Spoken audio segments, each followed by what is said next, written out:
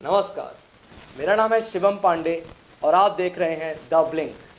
आज की सबसे बड़ी खबर यह है कि भारत सरकार ने फॉरेन डायरेक्ट इन्वेस्टमेंट की पॉलिसी में एक ऐतिहासिक अमेंडमेंट करके चाइना को भारतीय कंपनियों में निवेश करने से रोक दिया है। इस एपिसोड को शुरू करने से पहले आपके लिए यह समझना ज़रूरी है कि सरकार का ये फैसला इतना महत्वपूर्ण क्यों है। तो शुरू करते हैं एपिसोड 14, क्योंकि जनता का जानना जरूरी है। चाइना बिजनेस के मामले में काफी चालाक देश है। इसका प्रमाण हमें ऐसे मिलता है कि चाइना ने ग्लोबल लीडर बनने के अपने सपने को पूरा करने के लिए पूरे वर्ल्ड में एक डेब्ट ट्रैप बिछाया हुआ है। क्या है ये डेब्ट ट्रैप?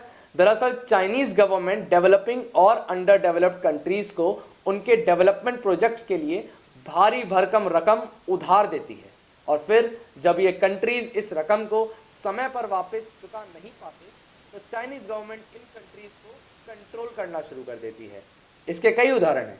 अगर सबसे पास के उदाहरण को देखा जाए तो पाकिस्तान आज चाइना के इस डेब्ट ट्रैप का काफी बड़ा शिकार है। ये कहानी तब से शुरू हुई जब पाकिस्तान एक बड़ी आर्थिक महामारी का सामना कर रहा था। इस वक्त चाइना एक दोस्त की तरह पाकिस्तान के पास आया और उसे कहा कि पाकिस्तान चाहे तो ब्याज पर चाइना से पैसे उधार ले सकता है। इस वक्त पाकिस्तान की सरकार ने अपना शॉर्ट टर्म फायदा देखा और यह भूल गए कि इस रकम को ब्याज सहित लौटाना भी पड़ेगा। पाकिस्तान सरकार चाइना से पैसे लेते गए और उनकी इस मैनेजमेंट और खराब पॉलिसीज की वजह से उनकी फाइनेंशियल क्राइसिस तो दूर हुई नहीं, मगर चाइना से लिए हुए उनके कर्ज का अमाउंट काफी ज्यादा बढ़ गया। आज की डेट में पाकिस्तान को चाइना का करीब 6.7 बिलियन डॉलर का कर्ज चुकाना है। यह रकम इतनी बड़ी है कि पाकिस्तान इसे कभी नहीं चुका पाएगा और यही कारण है कि पाकिस्तान चाइना का गुलाम बन चुका है।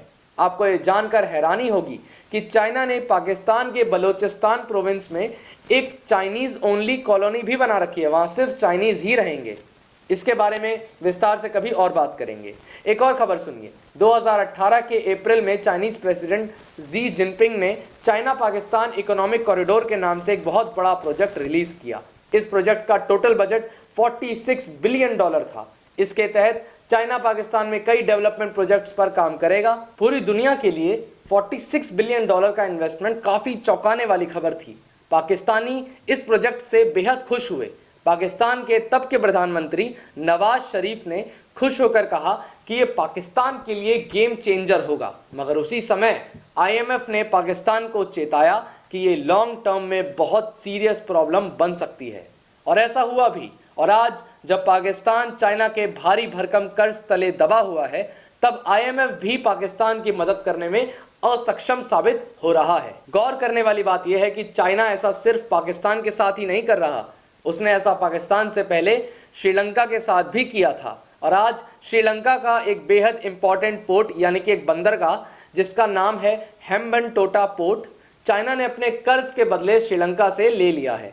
और ऐसी ही पॉलिसीज की मदद से चाइना ने कीनिया के भी कई स्ट्रेटेजिक सी पोर्ट्स हथिया लिए हैं। और अब चाइना अपना ये डेब्ट का गेम खेलने भारत आना चाह रहा था, मगर चाइना ये भूल गया कि हम एक बार इसी तरह की परेशानी से जूझ चुके हैं और उससे बहुत मुश्किल से लड़कर बाहर आए हैं। जी हाँ, मैं बात कर रहा हूँ ब्रिटिश के क्राउन रूल की।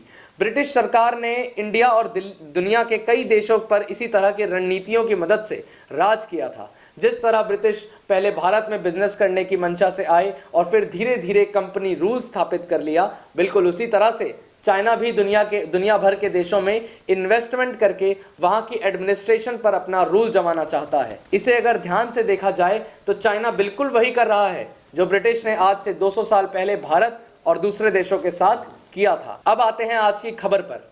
चाइना अपने डेब्ट ट्रैप का गेम खेलने भारत आ रहा था। 2014 के बाद से ही चाइना ने भारत के मार्केट में अपने कदम जमाने शुरू कर दिए थे। इसका पता इस बात से चलता है कि ऑफिशियल फिगर्स के मुताबिक 2014 से पहले भारत में चाइनीज इन्वेस्टमेंट केवल 1.6 बिलियन डॉलर का था, मगर 2014 के बाद मोदी सरकार के आने के बाद यह रकम बढ़ते बढ़ते 26 बिलियन डॉलर तक पहुंच गई। 26 बिलियन डॉलर।